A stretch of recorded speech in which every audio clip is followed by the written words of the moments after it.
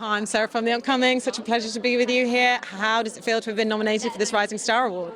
I mean, I think it's completely surreal, and I don't know if I've processed it properly yet, but it's so exciting and honestly such an honor to be here amongst so many incredibly talented nominees. So, I remember watching Talk to Me in the cinema in a screening room with very loud sound. I was absolutely terrified.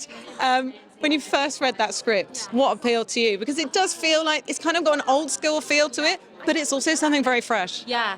I mean, honestly, I think it was that last scene. Or it was like turning that final page over, and I was like, gobsmacked. And I was like, I have to do this. Yeah, and I think it feels so fresh, and Australian cinema loves to, I think, kind of explore like the natural landscape, and I think to have something that felt so urban and young felt really fresh to me. And I had the chance to speak to the directors. I mean, the way you've termed it just then, the kinetic energy, I think, but it comes through on the screen as well, and then the way they speak and the passion that they have. What was it like working with them? I'm like obsessed with them. Like, it's so much fun, and I think I had to go into such a dark space in that film, and I think to have them to kind of bring this levity and this lightness every day on set was such a privilege, and I'm so in awe of them as filmmakers. Like, not only are they such wonderful people, but they're so talented, and they really know what they're talking about. Like, it's amazing. And something about horror as a genre, which I think, as you know, say a lot of stuff can be sort of a metaphor for other things. And this idea of sort of experimenting with drugs, on having the pressure to try it out, or people not kind of coming back from sometimes, you know, things that they get into. How do you feel like horror is a great way to explore those kind of social issues? It's just such like there's this. I feel like there's endless possibilities with horror, and I think like that's kind of the way you make sort of highbrow horror, is when you underlie it or with interesting themes, and I think Talk to Me feels like it's very much a drama at its core with supernatural elements. So I think it's an amazing kind of genre. And what do you think the takeaways are from the film in that sense? And perhaps particularly the pressures from social media, and what kind of impact is it having on young people, and making them do things that they wouldn't do otherwise?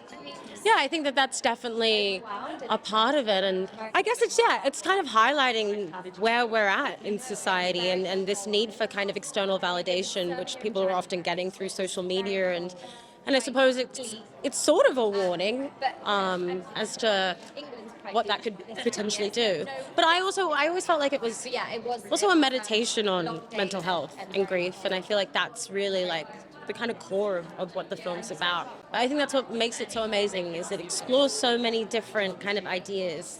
And particularly your character. I mean, you do have to go to some dark places, and there's so many layers to her.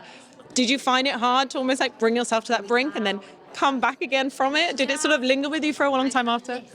I think I'm generally quite good at like shaking myself out of it, but there was definitely one day where I was like, got home and I was like, wow, that was a big day. Like, it's like this like scene which is condensed in the film, but Mia does the hand in the hospital to try and find Riley, and she goes into this kind of hellscape, which is like this sort of demon orgy vibe. And that was a really full-on day of filming. I think shooting in this tiny room with like 60 naked people covered in blood, and I definitely went home and I was like, that was a lot.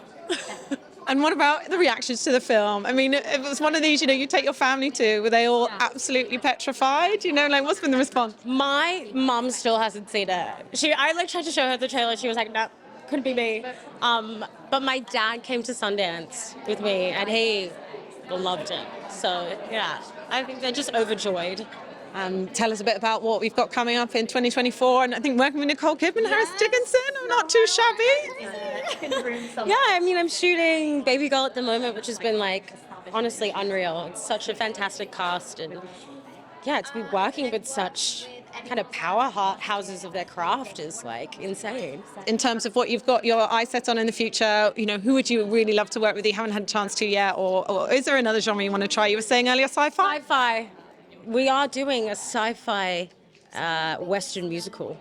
Yeah. me and the other nominees.